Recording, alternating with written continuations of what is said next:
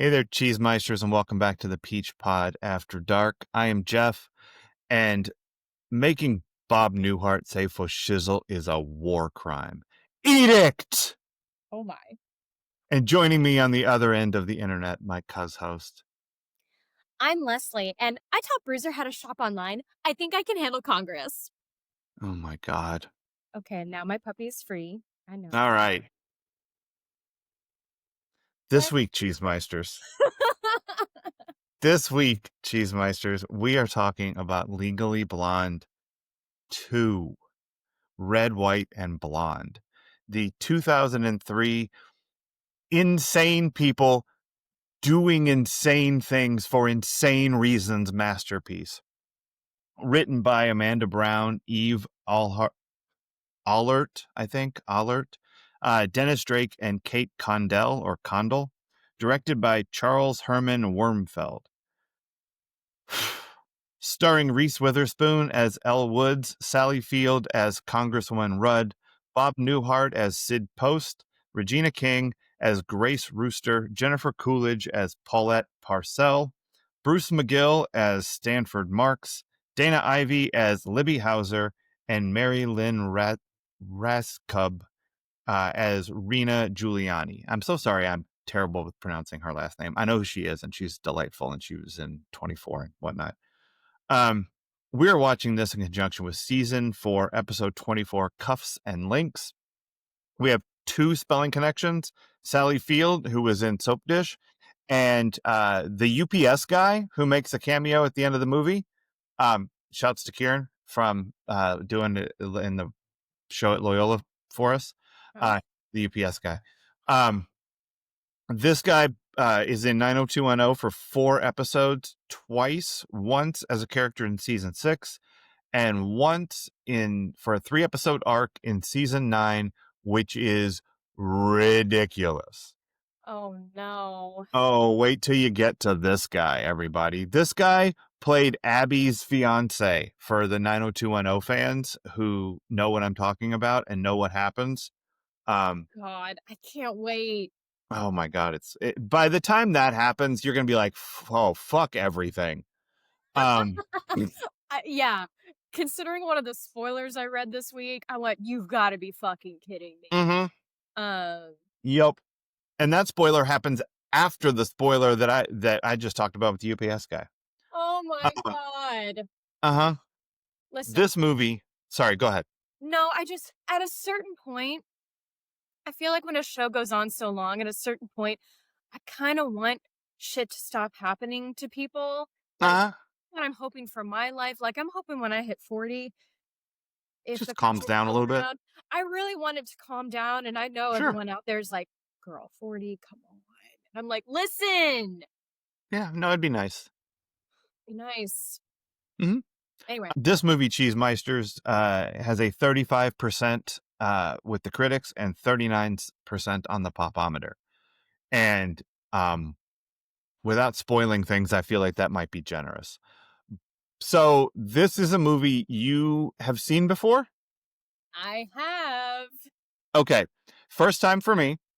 And I feel like we have different opinions about this movie. So I want to let you talk first and tell me what your feelings are about this movie. Like, do you like this movie? Do you enjoy this movie? Does it, like, how does it, whatever with the first movie, like all of it? Give me the Leslie of Legally Blonde 2, pretty please.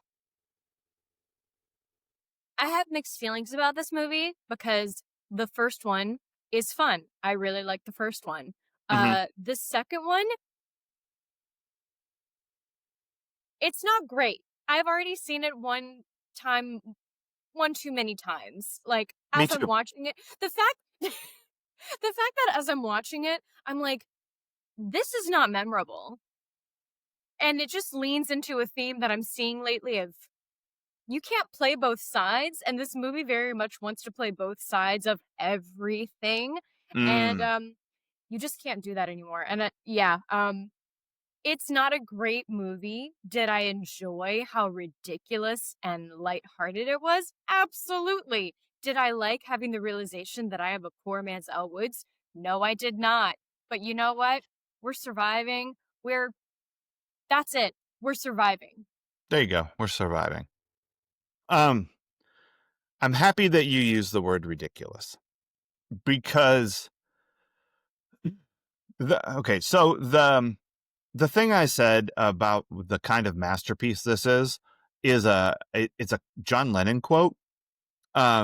He was on some talk show in the 70s and or maybe even the late 60s based on his haircut. You can always tell when it is based on how John's hair looks, like when it is chronologically. Sure. And I feel like in this one it's like late 60s. Anyhow, he says that he thinks that our governments are being run by insane people for insane reasons, and like maniacs for maniacal reasons. Like, somebody please tell me what it is they think they're trying to do. Um, this movie is insane people doing insane things for insane reasons, and or ridiculous things. Okay, so I'm going to tell people what happens in this movie, and all of it is ridiculous. The movie starts with a ridiculous scrapbook catch-up sequence that is... And your favorite thing. What, scrapbooking? No, photographs that could have never possibly been. Oh, well, there's fucking that. I didn't even notice that. My mind was already blown by the choice of this as a framing device. And it's the thing that in retrospect I have the least problem with, this dumb montage thing at the beginning. Okay. So Elle Woods wants to do this ridiculous thing. She wants to get married in a month and a half in Fenway Park and invite her adopted dog's parents to the wedding. Right? That's what starts this off. That ridiculous thing she wants to do. So she does a ridiculous thing. She hires a private investigator who is going to use ridiculous means, DNA testing, to find this adopted dog's parents. And this ridiculous thing happens. It works. He finds the dog. And the dog is like ridiculously right down the street at a place ridiculously called Versace. But it's not that Versace. Because I don't know if you know this from the first movie, but Elle Woods likes clothes and shit. So she goes there, and ridiculously, the only dog she sees is her dog's mom, and they can recognize this dog because of the cheekbones. But this dog cannot be given to her because it's the property of the Versace Corporation or whatever the fuck, and they're doing animal testing for cosmetics on this dog. And so Elle comes up with a ridiculous plan. Her plan is to go into the quarterly meeting at her law firm where she's a first year and where she's killing it. Everybody loves her because Elle Woods is competent. We learned this in the first movie. She's underestimated but competent. And she dresses fancy. Amazing. Yeah. Well, fancy. She's not Carrie Bradshaw, but she wears some ridiculous things. Like 85% of the time, her outfits are fantastic. And the other 15% of the time, she's dressed like Jackie Kennedy the day her husband was killed. On purpose. When you pointed that out, I thought, that is peak insensitivity, and I can't believe it didn't register. Oh, no, because it's about the fashion. That's how deeply... Well, I mean, we can come back to that later, but, like, that's how deeply enmeshed the ridiculousness is that it makes you forget about reality. Yeah. Yeah. There's no reality in this movie, have nothing in common. Nothing bad happens in Elle Woods' life. No. Well, I mean, I don't know, this movie. And it isn't healthy for her. Not for me. So in this quarterly meeting of all of the attorneys, and everyone loves her, her plan was PowerPoint. But it was PowerPoint without an objective point. Like, her law firm represents the Versace animal testing company, and her plan is PowerPoint, step 1. Step 3, they stop doing this.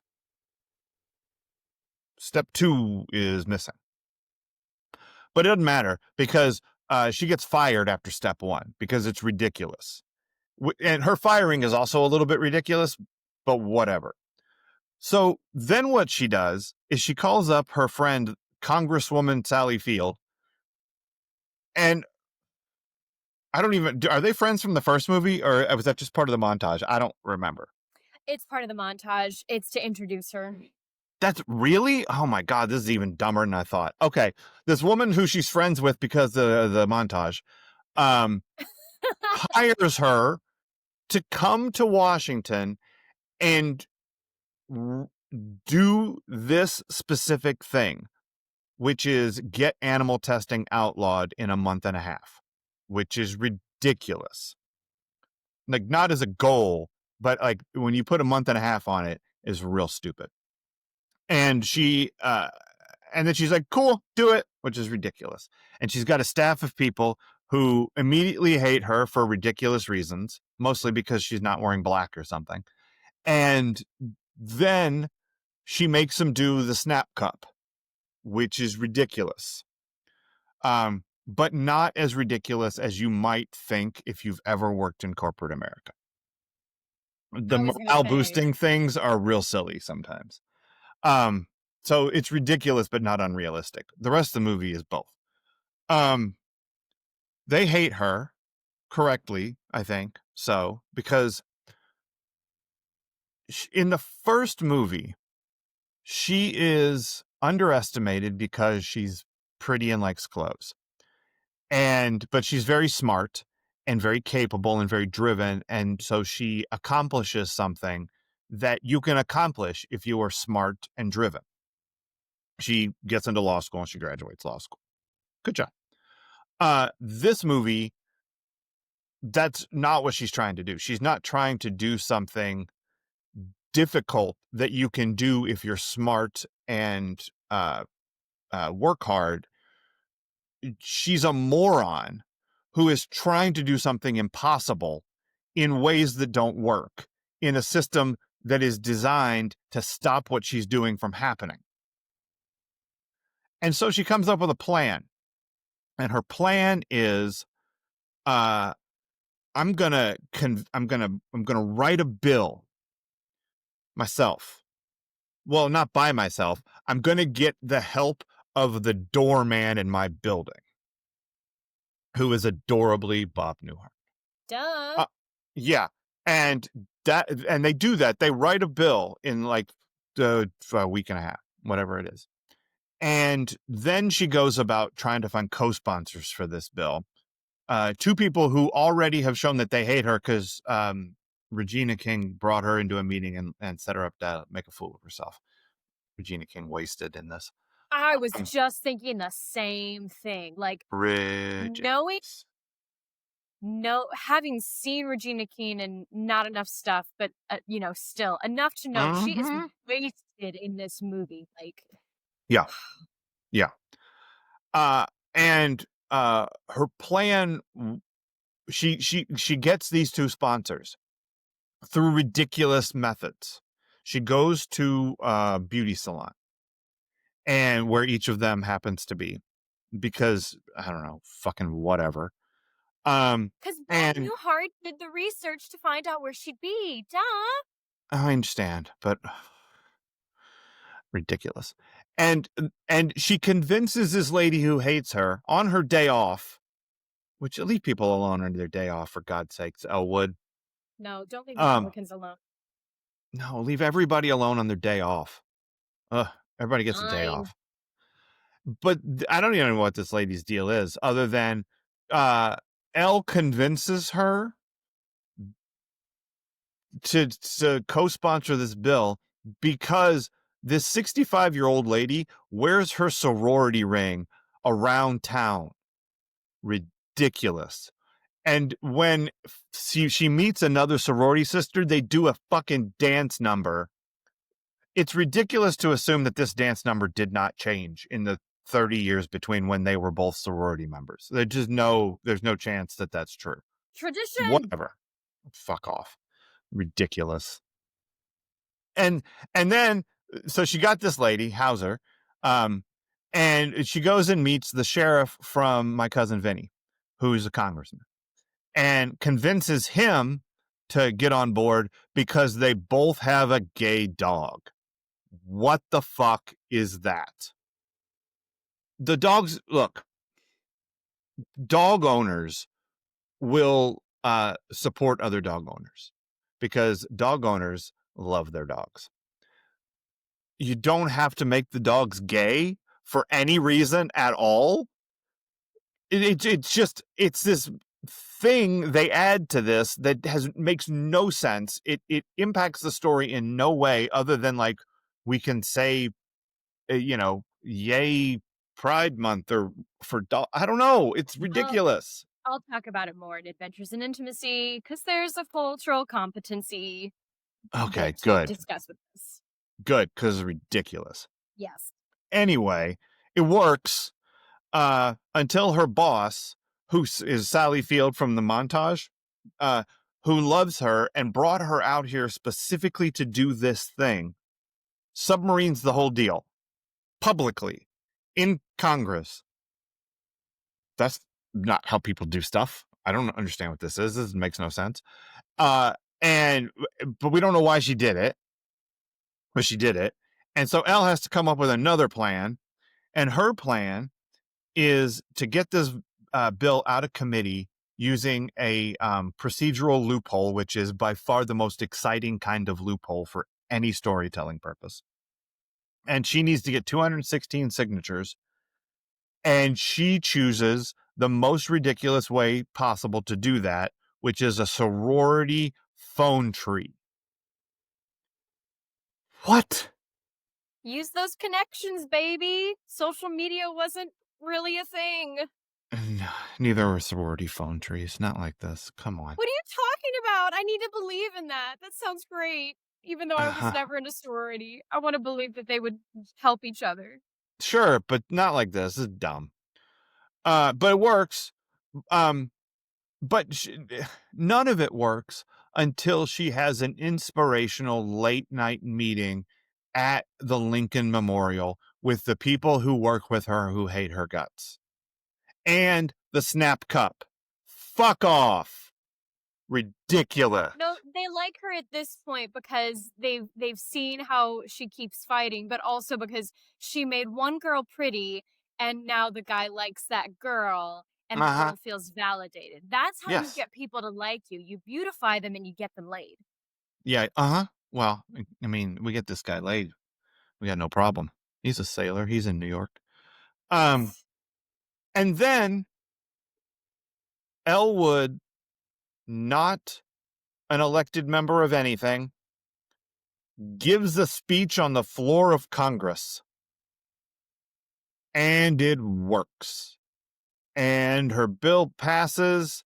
And then there's like some title cards at the end that I, honest to God, did not read because by that point, fuck me. Out. I was so tired from watching this movie. I know. I felt your soul coming through my phone. Nothing in this movie that happens is not ridiculous. Like the motive, the method, the outcome, the actions of the people, none of it is not ridiculous. And I hated it so much. It's really disheartening to me because I feel like they dumb her down so much. Like this, honestly, I was confused while watching this movie because so often I felt like, are they making fun of this? Or what are they doing? Do they believe in this or are they making fun of it? And that's not just how I felt about them talking about women. It's how I felt about them talking about the queer community, about politics. Every group in this, I did not know if they were making fun of them or if they were being clever and pointing out something we should all know. And I honestly feel like they we're probably leaning towards making fun of because I don't know. Like, I wanna say the aughts was a meme time and making fun of people more without being called out about it. I don't know. I don't know, but this movie is not great. I can still watch it and have some fun with it. I'm never gonna watch it again after this because I've seen it too many times. 3 is enough. How? 3 is the magic number. Nope, 0 is the magic number. Um, I've also seen this movie one time too many. I so don't know what to do with this movie. Here's the thing, I Neither did guess. they. I don't I think they knew know. what to do with it either. It's very clear. They were like, I think this happens with a lot of sequels. They're like, "Oh, money. Okay, just start shooting. Just start shooting, see what happens." Yeah, I mean, like there's a story, like they did this on purpose because all of the things that happen follow like chronologically and with some motivation from the thing that just happened. It's all dumb. But they were like this, then this, then this, then this, because of this, then this. Um that's not like you don't get a story that has like it it's coherent, the arc of this story. Like I'm not going to say it makes sense cuz all of it's not based in any kind of reality, but um she's doing things for a reason and they have all of those reasons lined up and they like so like they chose to do this.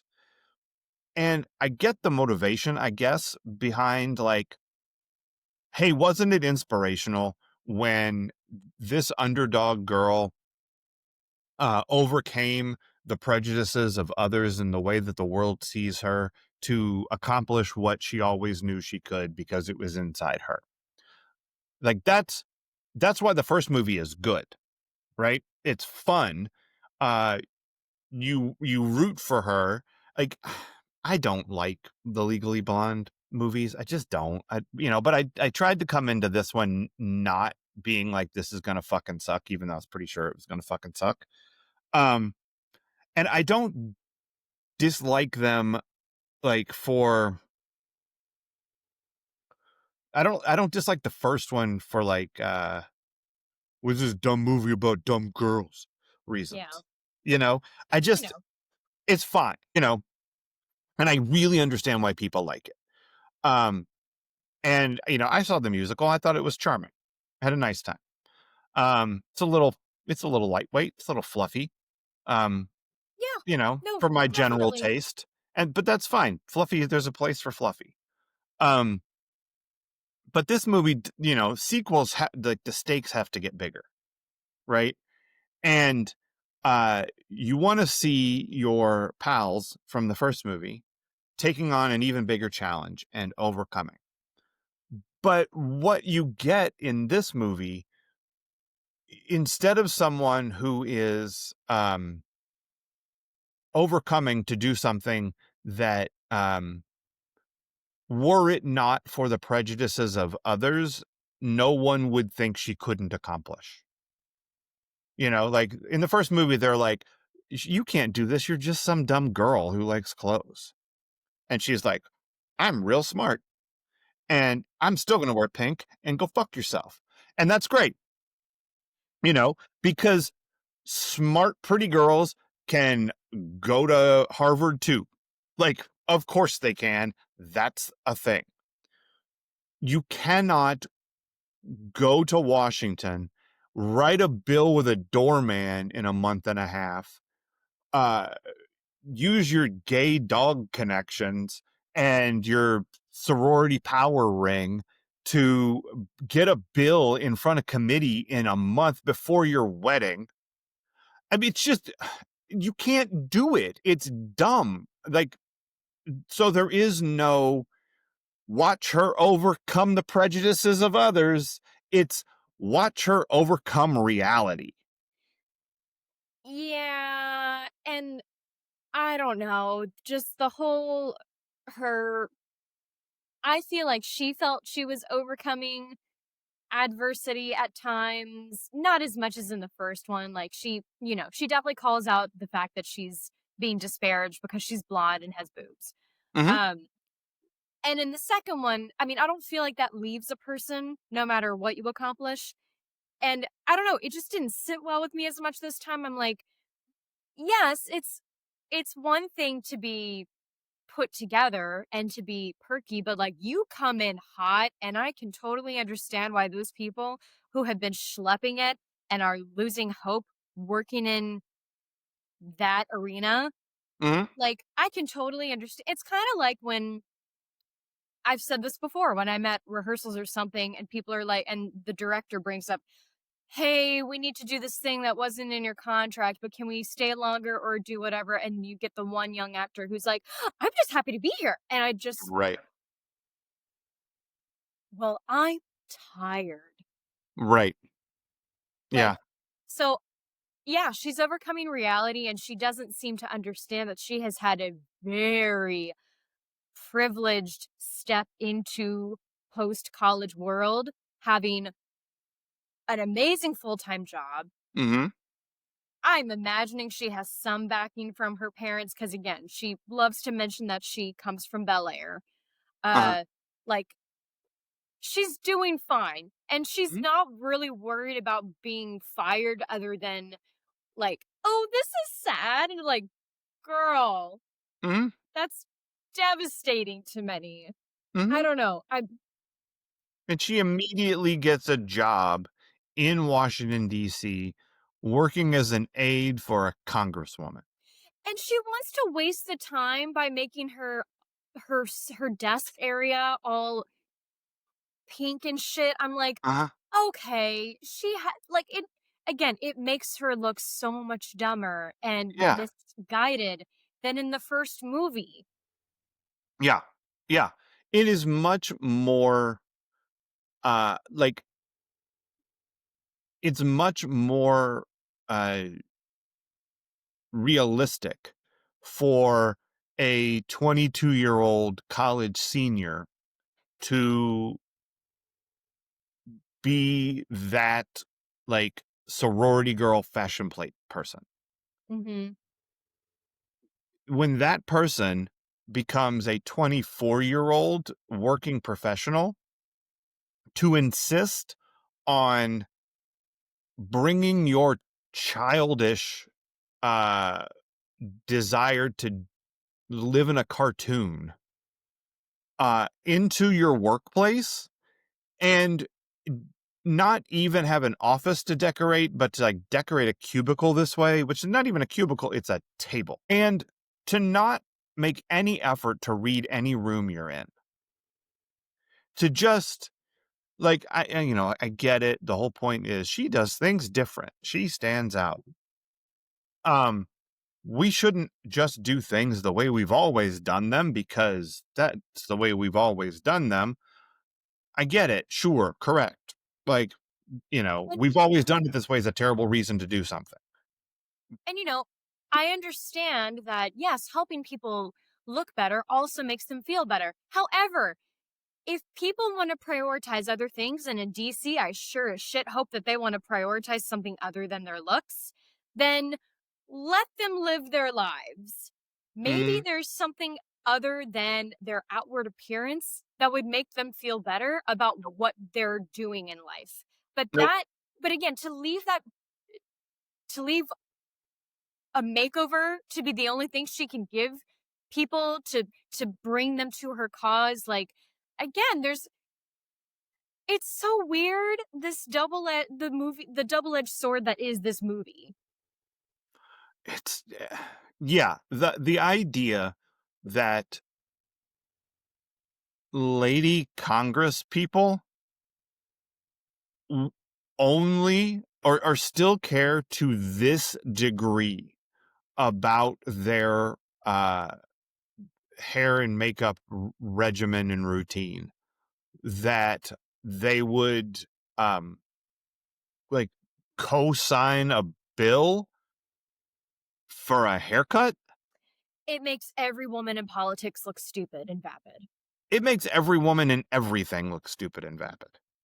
Yeah. Like, it's just, like, all of it.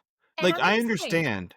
if that is your priority, that's fine. But also analyze why, but then also maybe a deeper question or something to throw out there to everyone is, well, everyone else makes it so that it must be a woman's top priority to look good or she won't get taken seriously. Like Coulda done that, didn't do that. they Coulda should done have. that. Right. No, that would have been interesting. But as it is, it's just this is the only thing that women care about. And so Yeah. this is what I'm going to bring to the party. And it works because I have a sorority sister phone tree. The fuck. Um,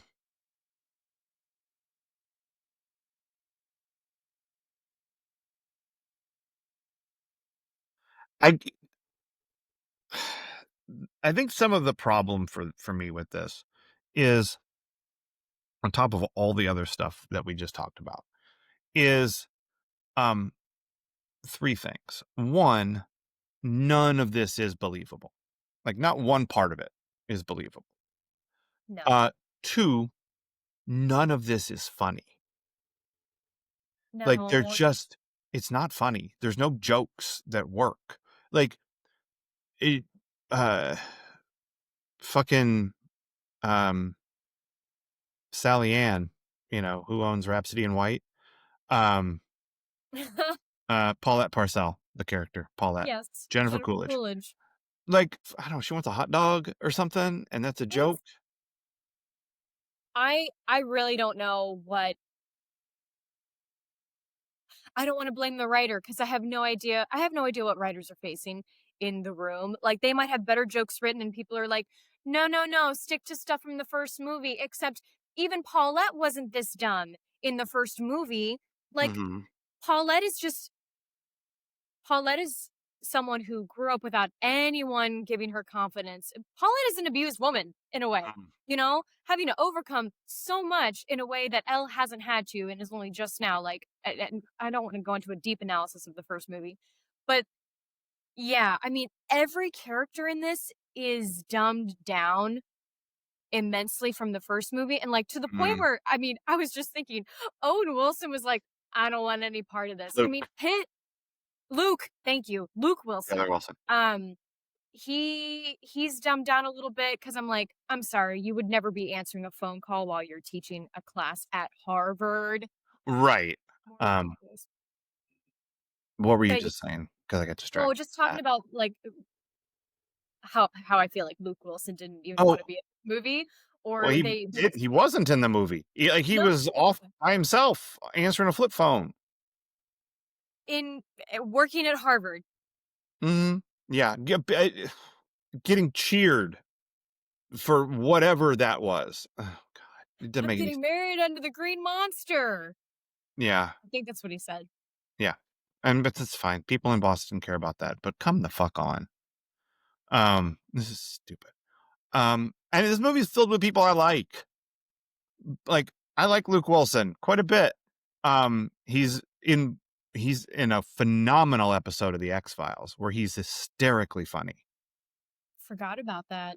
Well, You remember the Bad Blood episode where Mulder and Scully are telling the vampire story from their own points of view, and he's the sheriff. And whenever Scully's telling the story, he's like real hot, and whenever Mulder's telling the story, he's got big old buck teeth, and it's just a super hillbilly. So funny. it's funny you bring up the X-Files because I was just thinking about how far we slid down from like, we had Scully, someone who inspired women to go into science. Mm-hmm. And then I don't think they gave us Elle Woods to be inspirational. And if they did, they really did not value women or they did not think highly of women. Because not to say that Elle Woods can't be inspiring and isn't inspiring. She's definitely inspired women to go into law. But I don't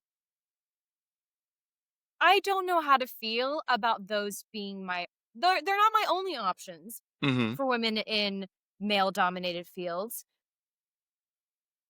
but they're weird cornerstones. Sure. Because one of them is like, I mean, look, the X-Files is a science fiction show where um improbable and unrealistic and magical and whatever things happen all of the time. And Scully is the skeptic. Scully is the one who is like, there's a scientific explanation for this, Mulder. And it is this. And Mulder's like, but what if it's a rat person? And it's like, fuck, it was a rat person again. Um, I love X-Files so much. It's great. Yeah. This movie's more ridiculous than anything that happens in the X-Files. Because like the X-Files is grounded.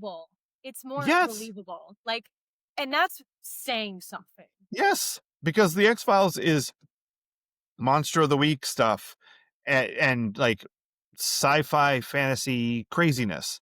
But there's a person in it who is our avatar to this world going, this is all too crazy for me. No matter how many times I see this stuff, it's so hard for me to immediately jump to the insane reason that Mulder thinks this is happening, even though Mulder's like right all the time. Scully is a competent professional. Elle Woods is a cartoon character. And I think the first Legally Blonde movie is inspirational for people. Yeah. And rightfully so. Because it is a human person who is conspired against by the prejudices of others, proving the haters wrong. That's inspirational. Mm-hmm. This is an idiot who doesn't know what she's doing, accidentally succeeding because everyone else is stupid too. They really thought they were being inspirational with that final speech. Which, did you find that her speech to Congress inspiring? No, I don't even know what she said. It was all dumb. She wasn't all the presidents, or she wasn't the American president speech. That's a great speech. No, this is the complete opposite of the American president. No, I analyzed it because I was listening to it. Oh, good. Tell me what this was about. Let's see. And of course it's on pink paper, because duh. Obviously, the important things. Also, fun fact, I don't really own anything pink right now. It's great. At least to wear, and I'm fine with it. Elle's final speech. In true political fashion, it doesn't speak to the issue. No? What's she talking about? She gets up there, she talks about her hair. She talks about what I've learned from you all this week, which I thought, what have you learned from them this week? Because I sure as shit didn't learn anything from this movie other than like, none of this is real. Because we all know this takes much longer. Like, and I'm pretty sure at that time I knew things took longer to do.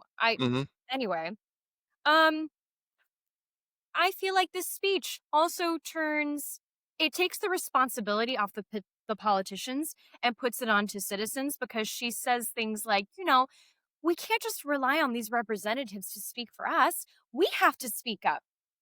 That's true. But do we not have a hand in voting them in? Yes, we do. So maybe it's not just about speaking up, Elle. It's the fact that people need to get into the fucking voting booth and select the right person. Yeah.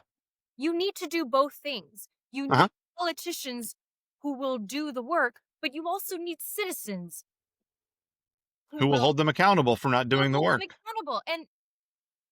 And this speech, I feel, very much says, no, citizens, it's on you. I'm sorry, what? It is, because they have the phone tree and makeup. Oh my God. Well, and that's the thing. So the message to me, the only way to get young adults into politics is to dumb it down and sell them a fantasy. And that's terrible. But like, the way we sell things to younger people or to other groups is so disparaging, and Mhm. I really couldn't tell who this movie was talking to. I couldn't tell who she was talking to. I think it is poignant that the end of her speech was basically, "If we don't speak up, then America's in for a very bad haircut." Well, she Mhm. predicted it, because we sure as shit are We got in a we really got a bad bad haircut. haircut. Oh my Yeah. god. It's a I bad tell you who haircut. this was for. Yesterday I was texting with a friend of mine, and I was like, because like I had a free evening basically last night. And I was like, "Hey, want to grab a drink?" And she was like, "I can't. Go into Oktoberfest with a friend of ours, and I'm old now because we're all fucking old, and I can't possibly do two things on a Friday, which believe me, I get." And I was like, "Oh shit, I have to watch this movie." And then I watched the movie, and I was like, "Oh, I watched this movie." And she was like, "Oh, I tell you who liked it. The daughter of our friend that I was with. She's 11." And I'm like, "That's who this is for. It's for children. This It is is for for 11-year-old children. girls." Dear listeners, do your kids a favor. Introduce them to Schoolhouse Rock instead. Uh huh. I think they will learn a lot more, probably, yeah, a lot more and a lot more correct information about the process from "I'm just a bill" alone than this Uh, movie, which of course and they play a rock version of, and I'm like, "No, they do. There's actually some pretty cool rock versions of some of those songs. There's a whole album actually I don't where doubt it." um there was a CD where artists covered Schoolhouse Rock. And let's see, Skilo did The Tale of Mr. Morton, and it's really good. Um, Mm. Mr. Morton is the subject of the sentence, and what the predicate says, he does. Um, Nice. it's really good. And S- Blind Melon, I think, does three as a magic number. Yes, it is. Yeah, Blind Melon, and it's a great version of that song. Um, I can't recommend enough listening to Blind Melon do three is a magic number. But also, look, for everybody out there, this might as well be Needle Drop Forest for all I fucking care, because the only music in this was a stupid montage. Um, People don't listen to Blind Melon enough. Like, because here's the thing. Do you even know who Blind Melon is? No, I don't. Okay. Do you know the music video with the bee girl? Oh, wow. "Me Okay. girl?" The girl in the bee costume who's I dancing yep, around, and then she finds all of her other bee people, and she's like, she finds her people. You don't know this video? I don't know this. Fucking iconic. But it's like the only thing people know Blind Melon for. Um, is No Rain, the video with the bee girl. Go watch it. It's delightful. Um, but it's great. And unfortunately, their lead singer, Shannon Hoon, died of heroin overdose. And so they only basically had like this one album. But this album is so slept on. It is from start to finish phenomenal. Like it is such a good rock album. It's like an acoustic kind of rock album. Everyone should listen to more Blind Melon. Go back and listen to that record. It's so great. And three is a magic number. Oh my God, so great. We don't talk enough about Blind Melon. Eating. So I don't know. That's what you should do today. Once you're done Um, listening to us, you should go listen to Blind Melon. You really should, because man, it'll make you happy. Some of those songs are so good. Um, Even if they're kind of sad, like in content, like they're Oh, still just mine's sad. fucking great. And the Bee Girl, come on, who doesn't love the Bee Girl? All right. How about Adventures in Intimacy? Probably less delightful. Well, just like a political stance in this film, there's not much intimacy either. Uh, we have some, because it's a sequel, we have some reestablishing of relationships. We learn who her friends are by who she's hugging. By scrapbooking. Scrapbooking. Not really something I'd be helpful in, but like, or no, Mm-hmm. I can help scrapbook, but that's not where I see need. Clue stick. Sure. You know, we I mean, it's from that I mean, I guess, yeah, in that scrapbook, we find out she has, an acquaintanceship, uh, a knowledge of, and well, no, not that. She knows Sally Field. She has a relationship with this congresswoman Mhm. for reasons I don't remember being explained, but again, all of this movie is gonna officially leave my brain after today, um, quicker than Dumbledore can remove a thought and put it in the Ooh. pensieve. This will be dropped outside the pensieve. Yeah. Um, you know, for a movie that is bookended by a wedding, I really didn't feel the love from Elle and Emmett. Yeah. Like, Sure. obviously, it's not the point of this story, but I mean, they already feel like a much older relationship. And I always find it kind of sad. I don't want to judge people and whatever, but like, it just sounds like they're only ever talking about the wedding. It's You're right. they're never really talking about each other or like, I mean, yeah, you get the occasional line of I just want to be married to you. I don't care where we get married, but like it's just thrown in there like remember he's a good guy. We got to keep that. Mm. He's a good guy who's hardly ever in this movie. I don't even know why though. Honestly, if they had just said in the beginning like, "You know what? Wedding's going to need to be put on hold. I've got to go I've got to go fight animal rights." Or go fight for animal rights. Like, that would have been better, and it would have made more sense for how cold their relationship feels. They didn't need a wedding in this movie at all. They No. didn't need a Luke Wilson. Like, that character is the only reason she's engaged is because it kicks off the plot. Like, she wants to get the adopted dog parents at the fucking wedding. All You can give her a different reason no, to you not like animal absolutely could have testing. well, you could have given her a different reason. You could have had her look into, like, where I adopted Bruiser from and everything, like, I could have done more digging on Ember's background, but I trusted the people who originally rescued her and was like, "There are just some things I don't need to know because it's gonna upset me." Mhm, And, unlike Elle, I understand there's only so much one person can do, and I'm mhm. battling enough shit, unlike Elle. Well, Um, you don't have a phone tree. I sure don't. Don't remind me. I'm saying, But get a phone tree. listen, I thought the Singing Hoosiers was gonna be my phone tree. It's not. No? You all lied to me. Uh-oh. Anyway, But they did it with jazz hands. no, we did it with the Hoosier Snap. I didn't know that was a thing. Put it in your snap cup. Who's No, it's a thing. your snap cup? I don't know if it's still a thing, but it was when I was there. In this Let's movie, it would be. And if you saw someone getting their hair cut who did that snap, you would be like, what legislation can I pass for you? yeah, exactly. Anyway, go ahead. Something in this movie, one of the many things that left me questioning was the gay dog love story. I don't understand it. I'm of two thoughts, and I'm gonna try to keep this as concise as possible, but we know I'll fail.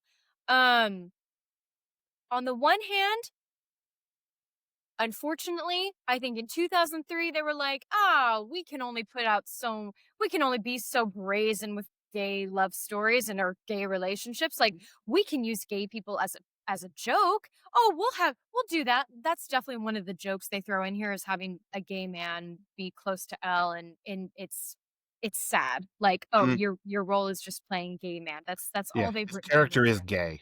That's it. Yeah. Yeah. Yeah. And so I feel like in a way, this was making fun of how this was making fun of homophobes in one way because the Hmm. conversation that the owners have over their dogs being gay is very reminiscent of, say, what some parents might Sure. have. Like, I always Supposed just to be thought that way. this about them. Or like, ah, I can't believe this. Like the commentary around it is very much making fun of homophobic people. Yeah. But it's also not helpful that the gay couple is a dog, that Yeah. are 2 dogs. Yep.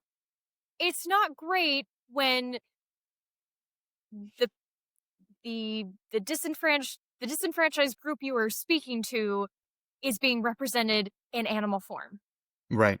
Unless it's Robin Hood. Then that's great, and Yeah, we love that. that's furry representation right there. No, I 100% agree. It's I definitely go go ahead. on. No, no. Well, I was just gonna say because they're either making fun of homophobic people or they're making fun of the gay community. And honestly, I think they ended up doing both, and that's not great.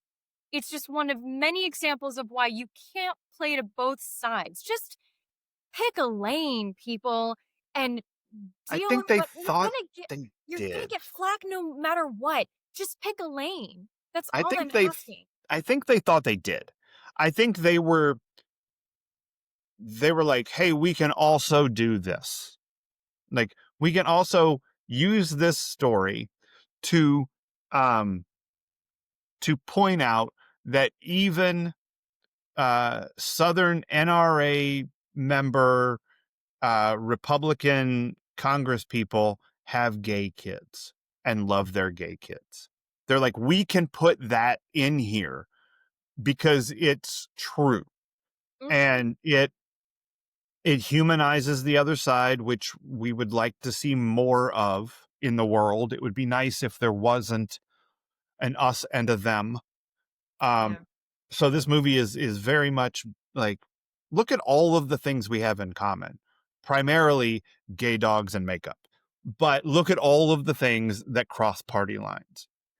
And so they give them um this story and they put it on dogs. I think in part because Elle doesn't have a child. Like, if you want Elle to be involved in this in any way, it can't be about her adult gay child or her teen gay child because she is 24 years old. So I think it's a dog because of Elle. I think that's why it's a dog. Um I, and As the an point IC, as an her IC in moments like that, I would have to be like, "So, let's talk about the story you're trying to tell here. yeah. I just want clarification Mhm. on what story you're telling so that Yeah. I can better help you and also maybe make sure we're avoiding some tropes." Yeah, Um, it's a mess. I understand the it feels like it's almost a well they tried. You know what I mean? no, it very much is, and I thought of that too, and believe me, people, I would love nothing more than to just see this as fun, to see those 2 dogs in leather daddy outfits and just be done. I would love it to end there, but that's not the world we live in anymore. It's not where it ends, and we do have to be mindful of, like, the stories we're telling because clearly some there's been misguided thoughts happening or not even misguided thoughts, there's just been the wrong stories getting out there. And them thinking that this I don't know if this helped anyone. It might have helped one person. Again, I I there are don't know. multiple things happening in this film and it ends up not being helpful to any cause, I feel. It's a mess. It just the It is movie a doesn't make any mess. sense. It because it is ridiculous people doing ridiculous things for ridiculous reasons. And not that not that like a story about the harms of animal testing isn't worth telling. And it's not like telling a story about how difficult it is to do good in the government isn't worth telling. Of course that's worth telling. Um Mr. Smith Goes to Washington is an actual good movie. Yeah, Like, and they don't lean into the tough subject matter of this movie. no. You wanna It, gloss over it with glitter. yeah. Yeah, and scrapbook stuff. Like ribbons and Like, shit. Ellie's delusional in this Uh-huh. film Mhm. to a Yeah. scary degree. Uh-huh.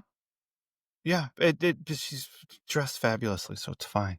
Like, I've cried over my dog. I haven't cried over the fact that I can't get her mom or, like, can't Right. rescue I don't know. The tears coming from the bathroom from Elle were a lot, and I'm a crier, people. Like, I think I must have blacked out when that happened.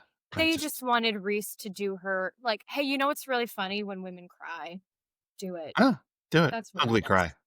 Okay. Well, there you go. Any other adventures? There's one bit of comedic intimacy whenever, and again, also kind of, it's pointless. We didn't need this, but, we don't trust what we've put out there for you. Also, we're gonna add in a side romance. Mm. The two people working, I forget their names. It doesn't matter. The Like, aides that work the with her? aides.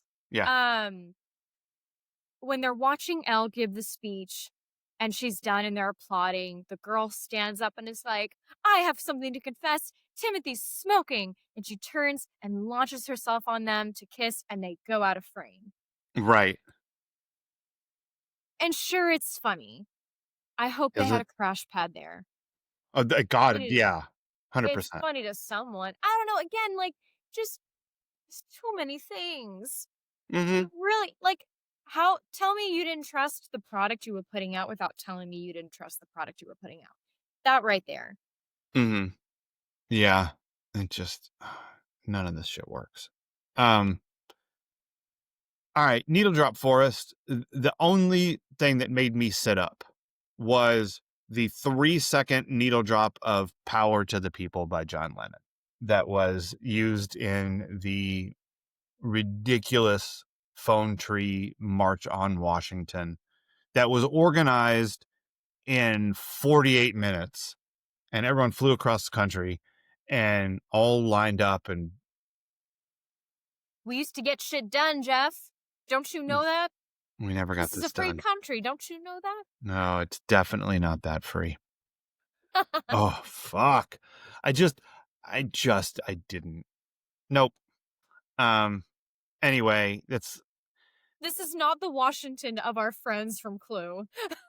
no, or from The West Wing, or from any other thing that you've ever seen set in Washington. It's not the Washington of Mulder and Scully. They're making a Um, all right. What else time? What else you got? they're making a third movie. Of this thing? Yeah. Yes. Uh, I will um I will respectfully pass. Oh, I'm gonna watch it. You enjoy that. If you can I'm gonna find some watch reason it. to trick me into doing it for a podcast, I guess we can do it. I'm curious. Hey, I had to hold back on apologizing so much last night because I felt so bad, but I was also like, you made me watch Cliffhanger.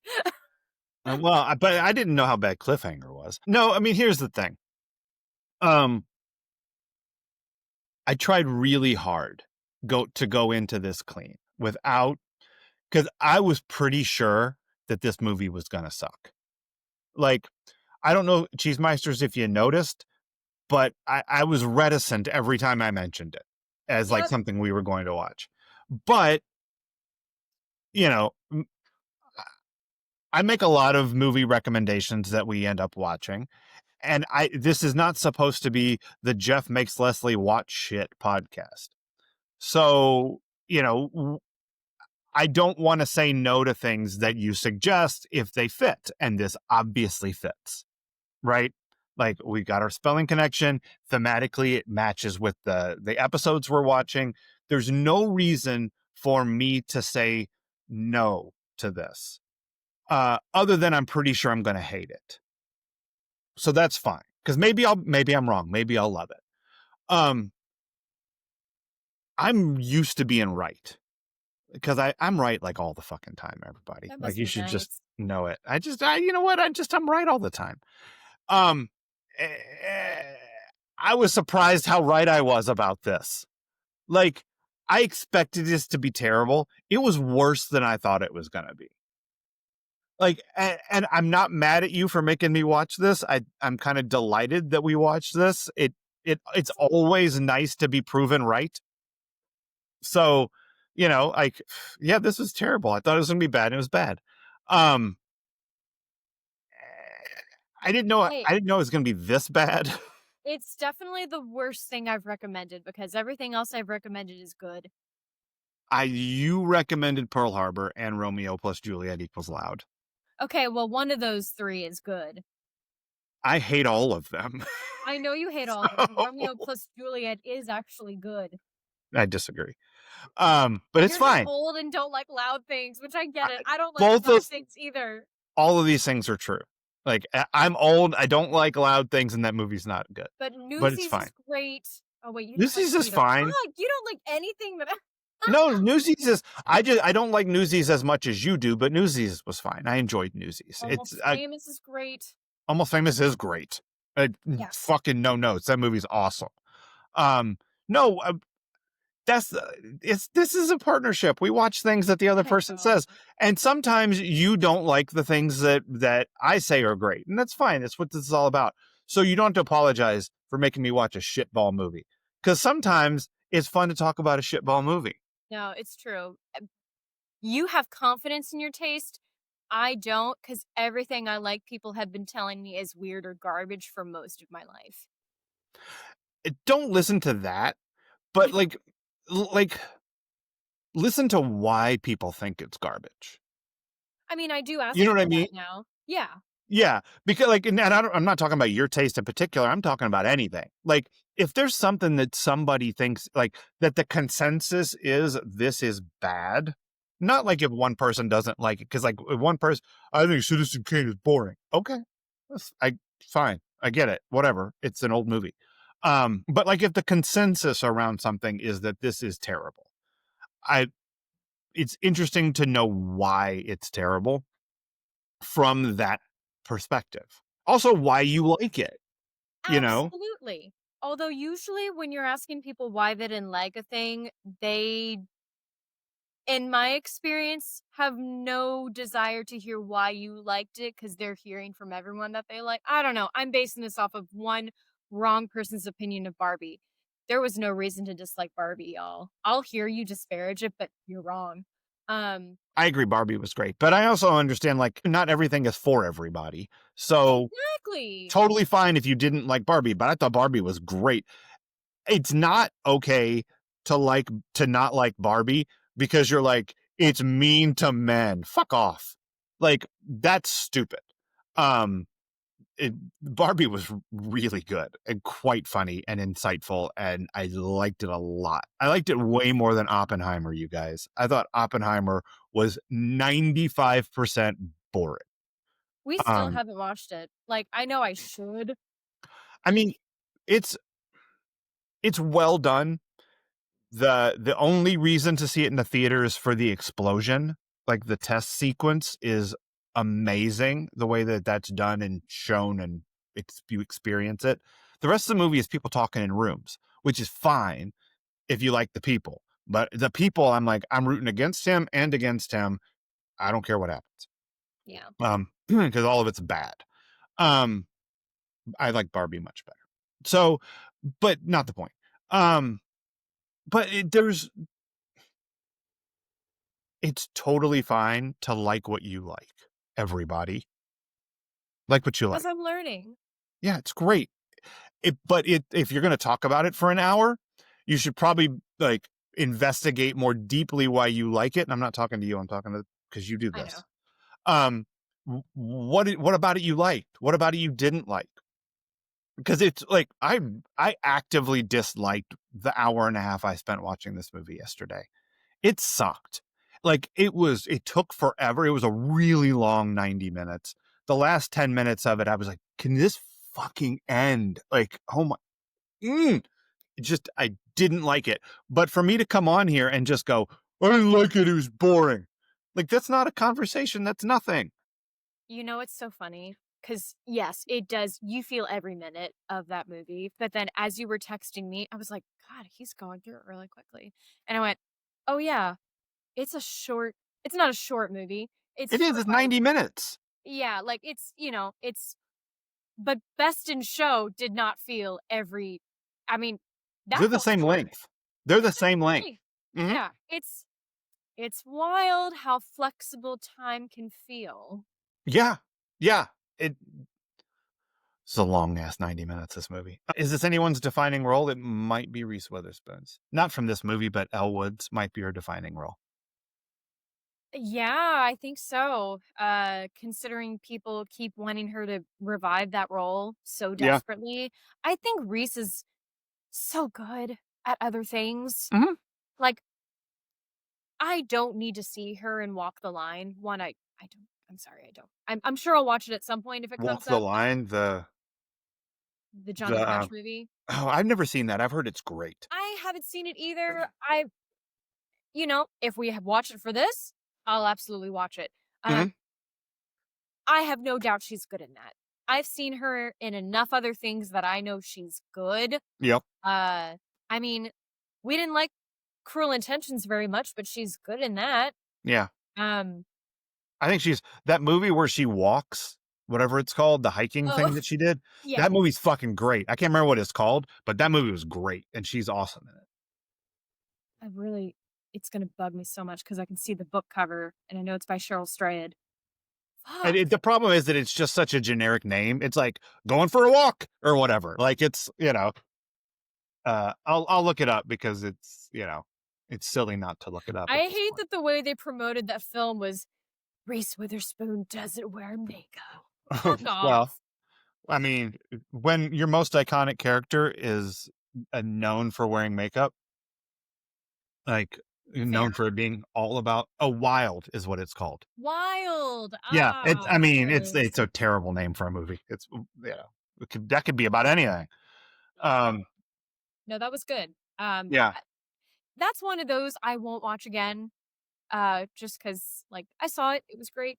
Or it was good. I Uh, am. I'm much more likely to watch that again than I am to actually watch Election again, which people also love. okay. It's just, I'm not the biggest dark comedy person, and so that movie just doesn't work as well for me as it works for the vast majority of the population. And I am confident enough in my preference to say not for me. But I get that people love this movie, like, and think it's great. Mm, Yeah. it's not mine. I like some dark comedies. I can't think of them right now off the top of my head because I didn't come prepared to talk about Mm, dark comedies. I didn't either. But I don't remember liking Election. Yeah, it just didn't do it for me. And to everyone out there for whom that is their like thing that they'll march Good for for, you. good for you. I'm sorry that I didn't like it, but it ain't for me. Watch Um, Newsies? Everyone should watch Newsies. sure. And then listen to us talk about it. Joey pulls and whatnot, and your papes. Um, Not Sally Fields. No. Not Bob Newhart's. Um, Bob Newhart is Bob Newhart. like, Yes. like, um, Buddy the Elf's dad. yeah, he is. Regina King, I think, is Regina King. Yes. Like, she's just fucking great. Jennifer Coolidge is Jennifer Coolidge. Yeah. Um, Bruce McGill is the sheriff in My Cousin Vinny. Okay. And Mary Lynn Rascom is from 24. It's not from this. 24 is fun. You should watch it. It's tense. I've got too many things on my list right now, buddy. Yeah. It involves a lot of people getting tortured, which you might not enjoy, but Oh. Ugh. you Unless know. it's for fun reasons. Probably. No, it's for like if we're gonna stop the terrorists from blowing up this bomb in 45 minutes, I'm gonna have to pull your fingers off. You know, that kind of Oh thing. boy. It's a lot of that kind of stuff. Um anyway, she's good in it though. Anyhow. We are Um slowly making our way through Stargate. So oh, there you go. yeah, I've never watched that. I know what it is. it's decent. Do you have any what else's? Um, I mean, I really don't. I really All right. don't. What is this the EST of for you? This is the pinkest political movie ever. I think that's probably true. Um, this was the longest 90 minutes of my life. That's what this movie was. This is the Oh, least political movie set in DC. yeah. Um, where does this rank on our list of sequels we've done? I'm so Is glad you this asked. worse than Grease 2? Yeah. It's real fucking close. It's yeah, it's really close. I don't know what kinda mood I would have to be in because I really hated the end of Grease 2. Like, I can forgive I Do can it forgive for our Grease 2. country, the red, white, and the blonde. We're gonna score tonight. Yeah. Um, Yeah, that one at least is saved by memorable songs sure. and Michelle Pfeiffer's attempt at dancing. And bowling. Um, Lots of bowling. but this movie, there's a bit of security porn I saw in it as I'm watching because I'm like, oh, I would love to be as put together. We would all love to be as put together as Elle Woods and to have that hope and for things to constantly go our way. Right. Um, because even though she feels like things aren't always going her way, the majority of the time they Yeah, are. And she's very happy. I mean, I don't know that I could ever handle being that happy. sure you could. Give it a try. I did, and it was me suppressing emotions, so I wouldn't Oh, well, don't trust do it it that way. anymore. Well, I Yeah, don't don't know do it any that other way. way. I don't Oh. know any other way, Jeff. Feel it all, because all of I it is good. only feel pain.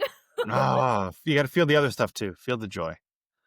I Look, listen, MC Rob Bass was right. It's joy and pain. when I feel joy, I feel the same feeling that I felt whenever I would get a rare math question right, immediate distrust. I'm like, this isn't right. This is a trick. There's a lot going on there. Therapy. There Yeah, is a there's a lot lot going going on on there. there. All right. Welcome to my brain. Yep. It's not as ridiculous as this movie, your brain. Thank you. Um, yeah, no problem.